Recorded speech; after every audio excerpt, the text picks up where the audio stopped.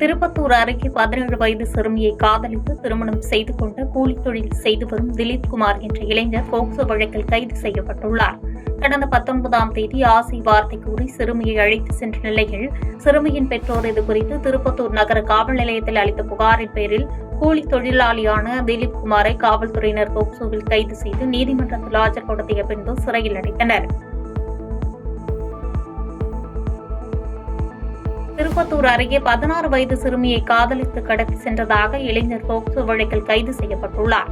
கடந்த 19ஆம் தேதி ஆசை வார்த்தை கூறி திருமணம் செய்து கொள்வதாக சிறுமியை அழைத்து சென்ற நிலையில் சிறுமி காணாமல் போனதாக சிறுமியின் பெற்றோர் திருப்பத்தூர் நகர காவல் நிலையத்தில் புகார் அளித்தனர்.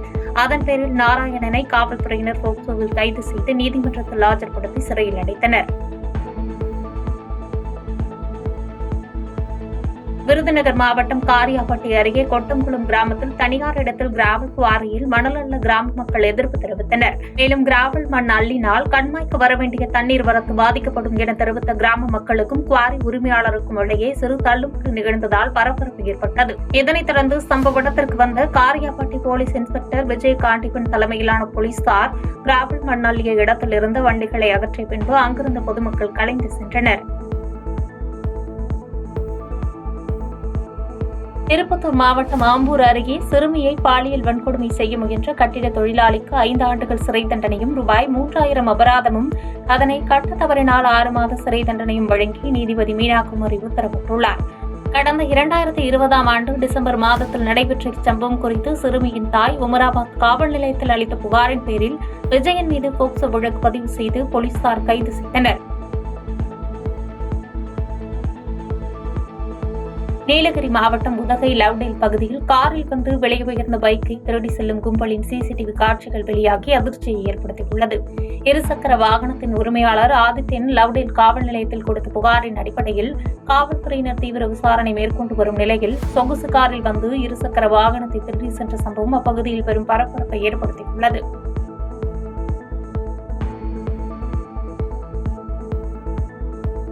கண்ணகி கோவில் சித்திரை முழு நிலவு விழா வரும் மே 12ஆம் தேதி நடைபெறுவது தொடர்பாக கேரள மாநிலம் தேக்கடியில் தேனி மற்றும் இடுக்கி மாவட்ட ஆட்சியர்களின் ஆலோசனைக் கூட்டம் நடைபெற்றது. இந்த கோவிலுக்கு தமிழகத்தின் பளியல்குடி வழியாக மலைப்பாதையில் 6 கிலோமீட்டர் நடைபயணமாகவும் கேரள பகுதியில் ஜீப் மூலம் 12 கிலோமீட்டர் தூரமும் பயணிக்க வேண்டும். எனவே பக்தர்களுக்கு மருத்துவம், உணவு, தண்ணீர், கழிப்பிடம் உள்ளிட்ட வசதிகள் மற்றும் பாதுகாப்பு குறித்து ஆலோசிக்கப்பட்டது.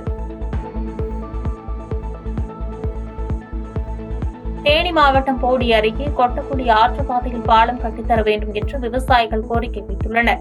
மழைக்காலங்களில் கொட்டக்குடி ஆற்றில் வெள்ளம் ஏற்பட்டது 4 கிராமங்களைச் சேர்ந்த சுமார் 3000 ஏக்கருக்கு மேல் உள்ள விவசாய நிலங்களுக்கு விவசாய பொருட்களை கொண்டு செல்ல முடியாமல் பரிதவிப்பதாக விவசாயிகள் வேதனை தெரிவிக்கின்றனர். தற்காலிகமாக விவசாயிகள் ஒன்றிணைந்து சுமார் 10 லட்சம் ரூபாய் வரை செலவு செய்து தற்காலிக தரைப்பாலம் அமைத்து ஆற்றை கடந்து வரும் நிலையில் ஆற்றுப்பாதையில் பாலம் அமைத்து தர வேண்டும் என்று கோரிக்கை எழுந்துள்ளது. திருவள்ளூர் மாவட்டம் பெரியபாளையம் அருகே சவுடுமண் ஏற்றி சென்ற லாரிகளை சிறைப்பிடித்து வியாபாரிகள் மற்றும் பொதுமக்கள் போராட்டம் நடத்தினர். லாரிகளில் அனுமதிக்கப்பட்ட அளவை விட அதிக அளவு மண்ணேற்றி செல்வதாகவும் முறையாக தார்பாய் மூடாமல் கொண்டு செல்வதால் சுகாதார சீர்கேடு ஏற்படுவதாக புகார் தெரிவித்த அவர்கள் இது தொடர்பாக மாவட்ட ஆட்சித்தலைவர் உரிய நடவடிக்கை எடுக்க வேண்டும் என்று வலியுறுத்தினர். ராணிப்பேட்டை மாவட்டம் ஆற்காடு அருகே மாவட்ட வணிகர் சங்கம் சார்பில் மாவட்ட இளைஞர் அணி துவக்க விழா மற்றும் மாவட்ட தலைமை அரசு மருத்துவமனை இணைந்து நடத்திய இரத்த தான முகாம் நடைபெற்றது. மாவட்ட தலைவர் சரவணன் தலைமையில் நடைபெற்ற இந்த நிகழ்வில் சிறப்பு அழைப்பாளராக வணிகர் சங்கங்களின் பேரமைப்பு மாநில தலைவர் விக்ரமராஜா கலந்து கொண்டு இரத்த தான முகாமை துவக்கி வைத்த நிலையில் சுமார் 50க்கும் மேற்பட்ட இளைஞர்கள் இரத்த தானம் வழங்கினர். மதுரை மாவட்டம் திருப்பரங்குன்றம் அருகே நிலையூரில் மயானத்தில் பொதுமக்கள் போராட்டம் நடத்தியது பரபரப்பை ஏற்படுத்தியது. மயான நிலத்திற்கு சொந்தமான 99 சென்ட் ஆக்கிரமிப்பை அகற்ற கோரியும் மயான இடத்தில் முறைகேடாக அமைக்கப்பட்டுள்ள செல்போன் டவரை அகற்ற கோரியும் அங்கு வந்த பொறுப்பு கிராம நிர்வாகி அதிகாரி ராஜாங்கத்திடம் பொதுமக்கள் கோரிக்கை வைத்தனர். கோவை துடியலூர் பகுதியில் வாகனம் செல்வதில் ஏற்பட்ட பிரச்சனையில் பெண்ணை கொடூரமாக தாக்கிய வீடியோ வெளியாகி அதிர்ச்சியை ஏற்படுத்தியுள்ளது. இந்த தாக்குதல் தொடர்பாக 3 பேர் மீது வழக்கு பதிவு செய்த போலீசார் தீவிர விசாரணை நடத்தி வருகின்றனர். திருவண்ணாமலை மாவட்டம் போளூர் அடுத்த செங்குணம் கொள்ளைமேடு ஊராட்சி ஒன்றிய தொடக்கப்பள்ளியில் சத்துணவில் பணிபுரியும் சமையலர் லட்சுமி மற்றும் உதவியாளர் முனியம்மாள் பள்ளி மாணவர்களை துடைப்பத்தால் தாக்கும் வீடியோ வெளியாகி அதிர்ச்சியை ஏற்படுத்தியது. இச்சம்பவம் பெற்றோர்கள் மத்தியில் பெரும் பரபரப்பை ஏற்படுத்திய நிலையில் லட்சுமி, முனியம்மாள் ஆகியோரை மாவட்ட ஆட்சியர் உத்தரவின் பெயரில் போளூர் வட்டார வளர்ச்சி அலுவலர் பாபு பணியிடை நீக்கம் செய்து உத்தரவிட்டுள்ளார். திருவண்ணாமலை நகரில் உரிய ஆவணங்களின்றி ஆட்டோக்கள் ஓட்டினால் பறிமுதல் செய்யப்படும் என்று போக்குவரத்து காவல்துறை சார்பில் எச்சரிக்கை விடுக்கப்பட்டுள்ளது. அனுமதிக்கப்பட்ட இடத்தை தவிர்த்து மற்ற இடங்களில் ஓடும் ஆட்டோக்களும் பறிமுதல் செய்யப்படும் என வட்டார போக்குவரத்து அலுவலகம் தெரிவித்துள்ளது.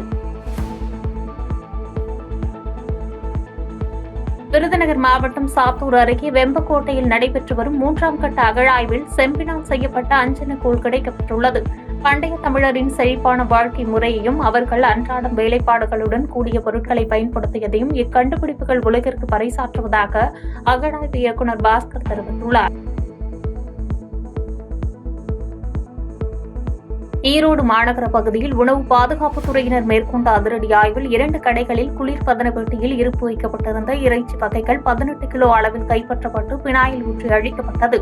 மேலும் சுகாதாரமில்லாமல் சமையல் கூடத்தை பராமரித்த வகையில் 2 உணவகங்களுக்கு தலா ரூபாய் 3000 அபராதம் விதிக்கப்பட்டது.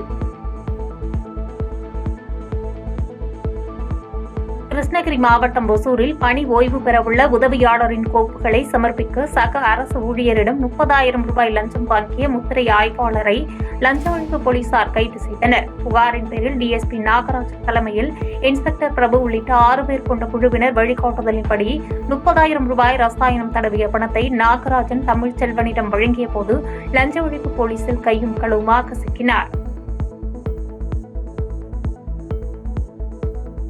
கோவையில் கால்நடை தீவன பயிர்களை சூறையாடிய காட்டு யானைகள் கூட்டத்தை டார்ச் லைட் வெளிச்சத்துடன் தோட்ட தொழிலாளர்கள் விரட்டி அடிக்கும் வீடியோ காட்சிகள் வெளியாகியுள்ளது.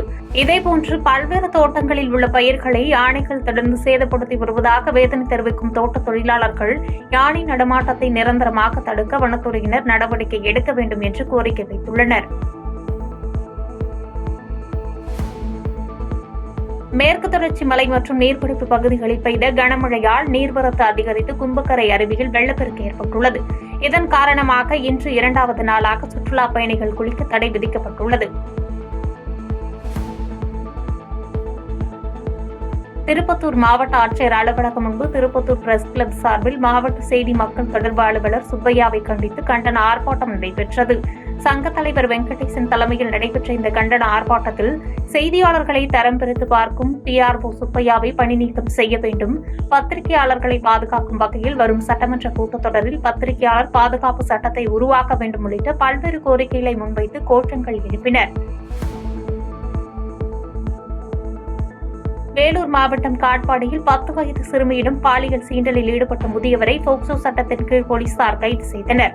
பாதிக்கப்பட்ட சிறுமியின் பெற்றோர் அளித்த புகாரின் பேரில் காட்பாடி அனைத்து மகளிர் காவல்துறையினர் போக்சோ பிரிவின் கீழ் வழக்கு பதிவு செய்து முதியவர் ஜாகீரை கைது செய்து விசாரணை மேற்கொண்டு வருகின்றனர். பாதகம் செய்பவரை கண்டால் நாம் பயம் கொள்ளலாகாது பாப்பா, மோதி மிதித்துவிடு பாப்பா, அவர் முகத்தில் உமிழ்ந்துவிடு பாப்பா. அண்மை செய்திகளை உடனுக்குடன் தெரிந்து கொள்ள இணைந்திருங்கள் எம் நாடு தொலைக்காட்சியுடன்.